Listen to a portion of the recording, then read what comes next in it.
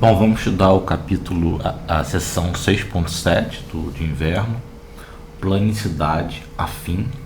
E esse é uma sessão bem puxada, bem pesada, que envolve tantos uma álgebrazinha meio complicada e também conceitualmente ele é um pouco puxado.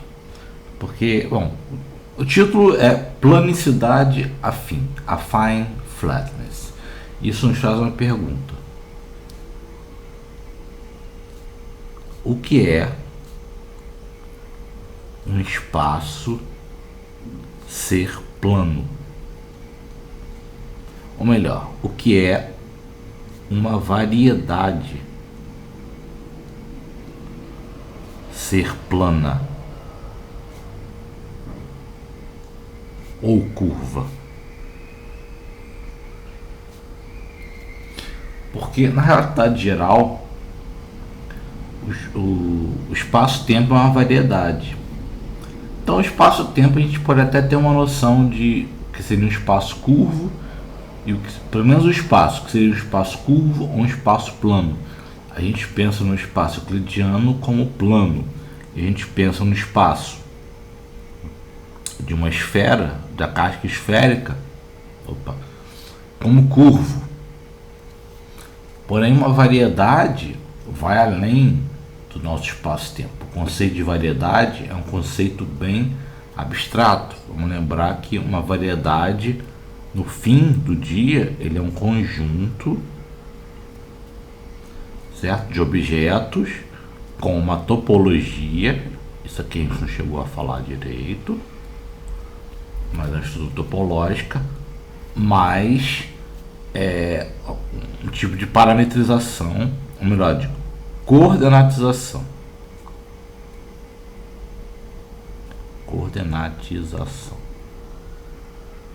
Para que nos possibilita fazer cálculo no RN.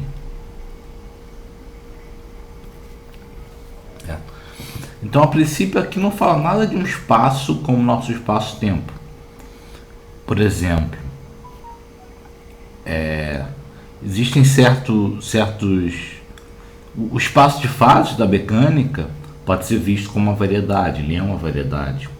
O espaço de configurações, o espaço projetivo, um grupo, para quem já estudou teoria de grupos, um grupo de transformações contínuas como os grupos de Lie, eles também são uma variedade.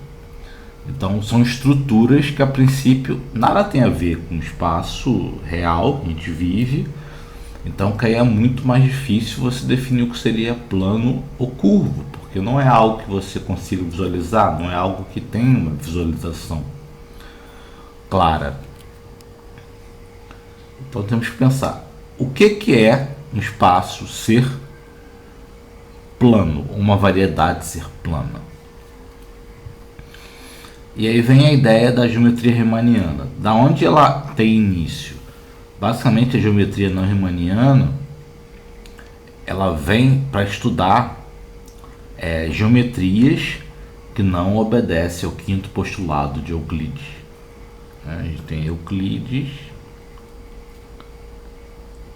O quinto postulado é aquele que existem várias formas de colocar ele. Basicamente é o que diz que linhas paralelas só se encontram no infinito. A princípio, esse postulado tentaram se provar utilizando só os outros quadros. Aí não seria um axioma, mas seria uma consequência dos outros quatro axiomas. Até que Gauss começou a construir espaços onde o quinto postulado de Euclides não é obedecido, e mesmo assim tinha uma estrutura coerente interna. E depois Bolyai e Lobachevsky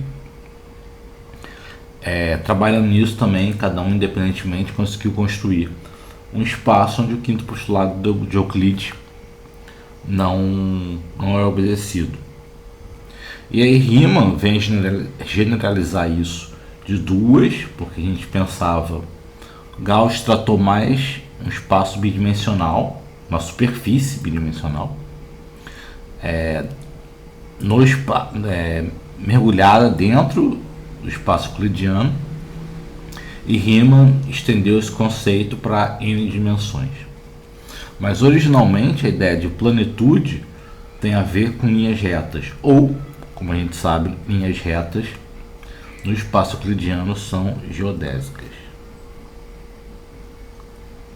Então vai ser daí, da questão de linhas retas não se tocarem, só apenas no infinito, que você vai definir um conceito de planicidade. E no livro Gravitation, de Misner, Thorne, Wheeler, por exemplo, ele define o espaço plano, uma variedade plana, como uma variedade onde existe um sistema de coordenadas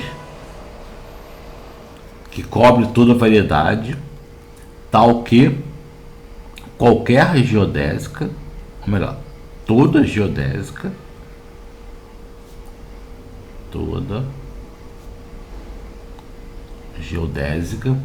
pode ser escrito da forma xmi de lambda, onde lambda é o parâmetro da curva, a lambda mais b, ou seja, a equação de uma reta, certo?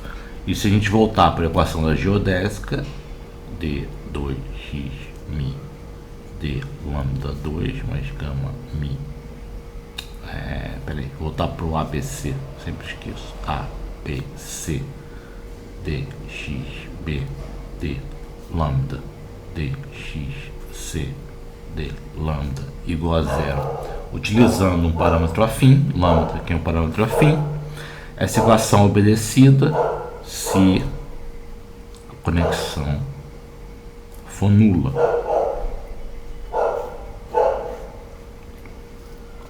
Só que a gente viu que dá para fazer a conexão ser nula num ponto.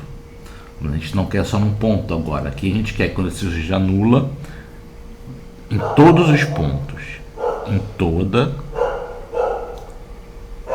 a variedade.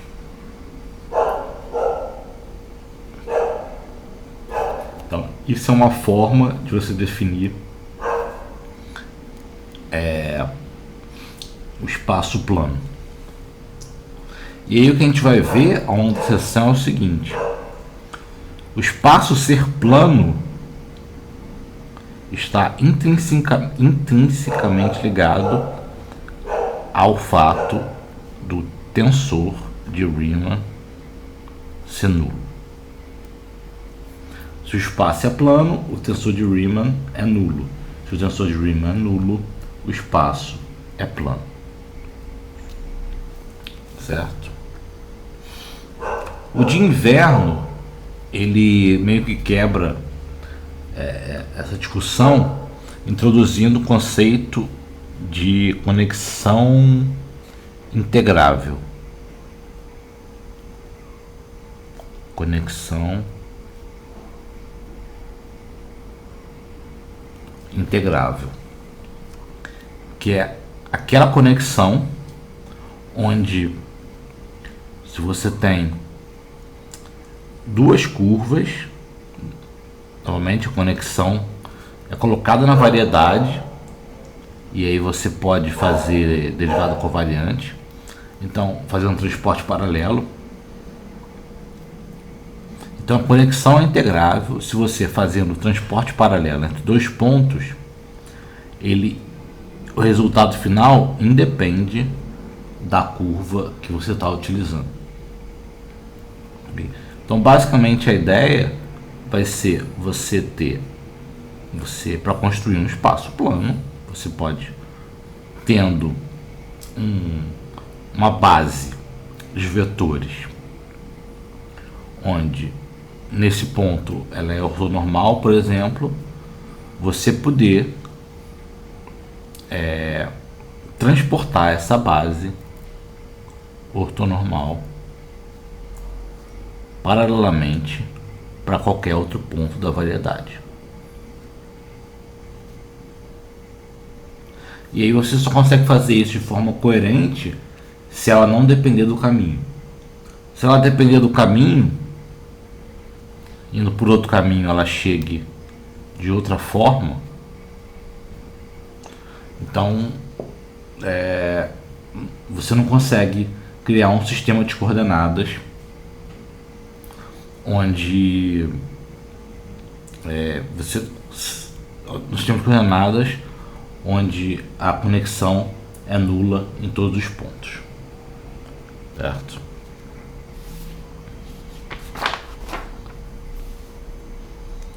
Então o primeiro lema do de inverno vai provar o seguinte: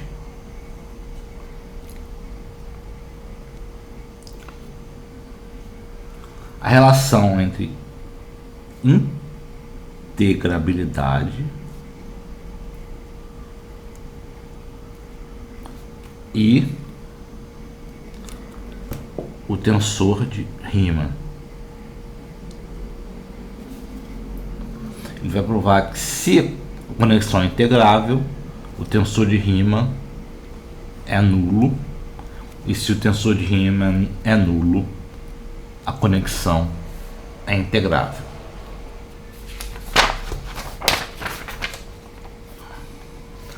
Depois ele vai falar sobre planicidade.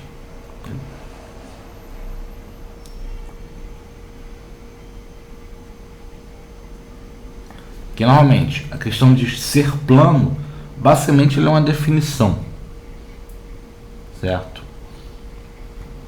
Então ele vai dizer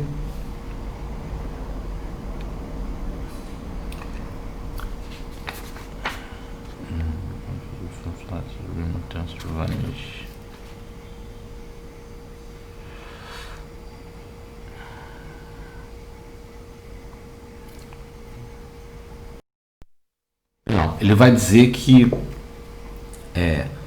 a variedade é plana, ou seja, a conexão é nula em todos os pontos. Essa é a nossa definição de planicidade. Se a conexão for integrável e simétrica. Também lá e cá. Ok? Então, no fim do dia, se eu quero provar que o espaço é plano, eu tenho que mostrar que a conexão é integrável, ou seja, eu tenho que mostrar que o tensor de Riemann é nulo e que a conexão é simétrica. A questão dela ser simétrica tem a ver com a torção, como a gente já lembra, certo? Como na relatividade geral a torção é por definição nula, a conexão já é simétrica e por construção, certo? Vou passar esses últimos minutinhos relembrando a questão da torção antes de entrar em conta. Vou entrar em conta só no próximo vídeo, porque é o seguinte: se eu tenho aqui um vetor no ponto P, que pode ser uma das pernas da base, né? Lembra que a ideia vai ser basicamente que eu quero ter uma base e transportar ela de forma unívoca para um ponto Q. Vamos dizer que eu sigo por uma geodésica, transporto paralelamente para o ponto Q, certo? O tensor de Riemann ele vai nos dizer basicamente como esse vetor gira. E aí, se eu for por dois caminhos diferentes, botar o outro assim tracejado, ela pode chegar aqui de outra forma. Isso tem a ver, essa rotação tem a ver com o tensor de Riemann. A torção ela é um pouco diferente. A torção não causa uma rotação, mas se você tem um vetor P e você anda de uma direção para cá e depois para cá, ele vai chegar nesse ponto aqui, assim, certo? Agora, se você faz ao contrário, se você anda para cima e depois para o lado, se a torção for nula, ele não vai se fechar. Esse paralelograma do ponto P até o ponto Q, ele não vai fechar, porque por um lado ele vai andar dessa forma e por outro ele vai andar dessa forma. Eles não vão se fechar. Se você pegar, andar a mesma quantidade para a direita e depois para cima, transportando paralelamente, ou para cima depois para a direita, transportando paralelamente, claro, cima e direita, eu estou dizendo, tem a ver com curvas, né?